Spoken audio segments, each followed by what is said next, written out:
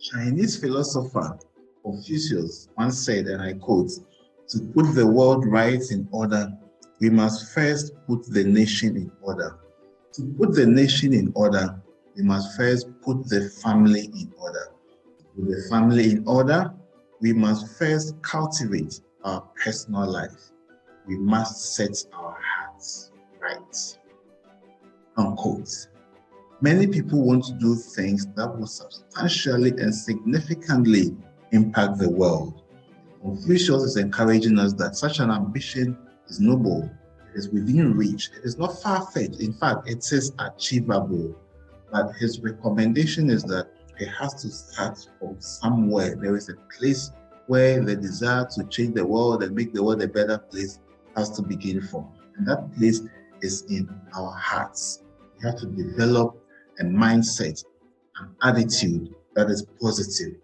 Because a positive attitude is that which will put us on a path that leads to the positive destination we desire. I admit that a positive attitude will not necessarily lead to success, but a negative attitude will guarantee failure. So if your attitude is positive, it doesn't necessarily mean that you'll be successful. But if you have a negative attitude, definitely you are going to be a failure. You're going to fail. Because a negative attitude will definitely lead you to the path of failure. But there is one good thing about a negative attitude. There is nothing good about it except this one thing I'm going to tell you. And that is the only thing which is positive about a negative attitude is that it can be changed, it can be adjusted, it can be transformed. You can change your mind, you can alter your mindset from negativity to positivity. How do you do that? Number one is that you have to fashion your mind for success. President Abraham Lincoln advised a young man who aspired to study law to always bear in mind that your own ambition to succeed is the most important thing. It's more important than any other one thing. If your ambition is positive, it will drive you to a positive destination. You cannot succeed in anything if you don't make up your mind to succeed. For those of us in Africa, this is so crucial. This is important. We don't have a choice. We have to resolve that no matter the obstacles we face, we are going to rise. If you are a young person, you have to determine that you are going to do something significant with your life. You are going to be successful no matter the poverty around you, no matter the ignorance that you face, no matter the obstacles, no matter the backwardness that is in our environment. We have to determine that we are going to make a difference. We are going to change the narrative about our lives. In Mark chapter 9, verse 23, Jesus told a person that all things are possible to him who believes. If you believe, all things are possible. If you believe, all things may not be easy, but Jesus says that they are possible. It means there is a greater probability of success if you believe than if you do not believe. Second thing to do to change your attitude, develop a positive attitude, is to filter what goes into your heart. In Proverbs chapter 4, verse 23, the Bible admonishes us to keep our hearts with all diligence. Out of it spring the issues of life. The state of your heart is a direct result of the nature of its content. What you feed your life with is very crucial to determining what your attitude is. So I ask you, what books have you been reading? Which programs on TV do you watch often? What is your favorite program on radio? Who is preaching to you every Sunday when you go to church? You can't have a disposition that is inconsistent with what you have been ingesting. You must filter every bit of information that comes into your life and allow only that which is beneficial to settle in your heart. By so doing, you progressively create a sense of optimism within you. The perspective brightens and your general outlook on life will be embodied in a positive framework. And in these days and in this era of social media, we have to be mindful the trends we follow and the people we follow. If everything we are following is negative, guess what your attitude will be? Negative. Number 3, find great company. Proverbs chapter 13, verse 20 tells us, he who walks with wise people will be wise, but the company of fools shall be destroyed. 1 Corinthians chapter 15, verse 33, do not be deceived. Evil company corrupts good habits. Good company enhances great values. The people around you determine the attitudes you nurture. To develop a positive attitude, you must have positive people around you. Having people who believe in your potential also help you have a positive mindset. If your best friends are those who do not believe in your future and have a low estimation of your capabilities, then you will do yourself a lot of good by replacing them. You have to hang out with people who help you to realize the possibilities of your life and inspire you with hope and confidence. Number 4, focus on the good in any situation. In Genesis chapter 2, verse 16 and 17, when God put Adam and Eve in the Garden of Eden, he told them, of every tree of the garden you may freely eat, but of the tree of the knowledge of good and evil you shall not eat. For in the day that you eat of it, you shall surely die. Now, this is a very interesting thing. God puts the Adam and Eve, into a garden and said that there are so many good things here. There are so many goodies that you can enjoy, and you may freely eat of any of them except this one tree. This one, don't eat of it. And guess what the man did? Guess what Adam and Eve did? They ignored all the goodies around them in their environment and decided to focus on the one thing which was not good for them. And this is typical of human nature. Many times when something little, an aspect of our lives is not doing well, we forget about every other thing that is going well and we focus only on that which is not good. And we paint a picture of our lives as if there is nothing good happening around us, and it affects our mood, it affects our action, and we become gloomy and we despair and we just move on in life as if there is nothing good around us. And for us to be able to have a positive attitude, we have to build a mindset, a mentality that consciously looks out for what is good and begin to build with what is good.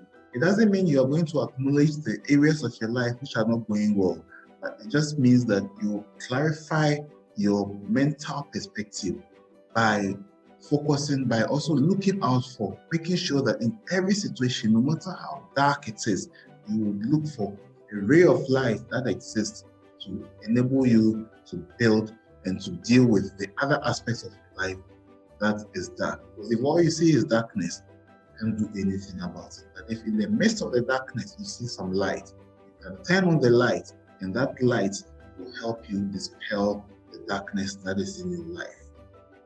The last thing I will say about how to develop a positive attitude is that you have to foster a daily attitude of positiveness. Developing a positive attitude is not an event, but it is a process. It cannot be done in a day, but it can be done daily. It must be done daily. To consolidate a new attitude, all you need to do is to take one positive action at a time, read one good book at a time, listen to one inspiring message at a time, make one good friend at a time, on and on and on. At one time or at another time. All these things, all the little positive steps you are taking will culminate into the kind of person you want to be. Little by little, here a little, there a little. Start small and you will end big. But there is one thing about the positive attitude that I need you to take note of. A positive attitude is not simply about being optimistic or hopeful or being emotionally confident that things will go well. No, that is not what I'm talking about. Positive attitude It's about seeing life from God's perspective. So what is God's perspective? We see God's perspective manifest in a few instances in the Bible, in many instances in the Bible, but not a few, many instances in the Bible. And we are going to look at just a few of them, maybe 2 or 3 of them, and then we'll see how we can see life from a positive perspective. In Genesis chapter 1, verse 1 to 3, the Bible tells us that in the beginning, God created the heavens and the earth. The earth was without form and void, and darkness was on the face of the deep. And the Spirit of God was hovering over the face of the waters. Then God said, "Let there be light," and there was light. And God saw the light, that it was good. And God divided the light from the darkness. The interesting thing about this is that God was working. This is God himself, the supreme being. But the Bible tells us that when he created the world, it was dark. It became dark and void and chaotic. And what did God do? God did not look at the situation and say that, oh yeah, look at the world I created. It has become chaotic. It has become dark. No, God did not do that. Instead, he looked at the situation and he didn't describe the situation. He rather prescribed the solution to the situation. So what can we learn from that? When we find ourselves in a state of confusion and there is darkness and we lack clarity, what we can do is that we have to look at that part of our life which lacks clarity, which is empty, and where there is some opacity. And instead of focusing on the problem, we have to focus on the solution. God saw darkness, but he didn't focus on the darkness. He rather said, "Let there be light." And that is what we can learn from God.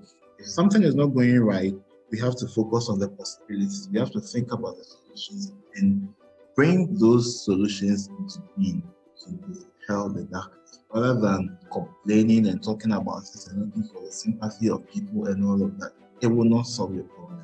But always look out for what you can do. So what the solution is. Look out for light. Let the light overshadow the darkness. If God, in his creation efforts, experienced darkness, you are also bound to experience darkness in certain aspects of your life. Learn from this same God and overcome the darkness in your life. There is an instance that also involves Jesus. Jesus was going about his normal business, his daily routine, and then he got a message from some friends of his, 2 sisters who had a brother called Lazarus. The 2 sisters were Mary and Martha. So they sent a message to Jesus, and the message was that, "Lord, behold, the one whom you love is sick." That's referring to their brother Lazarus. And when Jesus heard that information, this was his comment. He said that this sickness is not unto death, but the glory of God, that the Son of Man may be glorified through it. So Jesus was told that the person you love is sick. They presented the information in such a way that Jesus would treat it as urgent. The one you love, your loved one, is not doing well. The person that you cherish, the thing that you cherish, is not doing well. It's going to die. And so they did that so that Jesus would react and be in a hurry to go and heal the person. But when Jesus heard that, he didn't panic. All he said was that this sickness is not unto death, but it has come so that the glory of God may be revealed, may be seen. So all he's saying is that when situations go awry, we shouldn't exaggerate. We shouldn't panic. We shouldn't exaggerate our problems. Things go worse, things go bad all the time. He is not denying them, but he says that put the problem in perspective. Yes, there is sickness. Yes, there is a financial difficulty. Yes, somebody whom you love has left you or has disappointed you, but it is not unto death. It is not the end of the world. It's something that is going to reveal and bring the glory of the Lord into your lives. So don't exaggerate your problems, no matter how bad the situation is.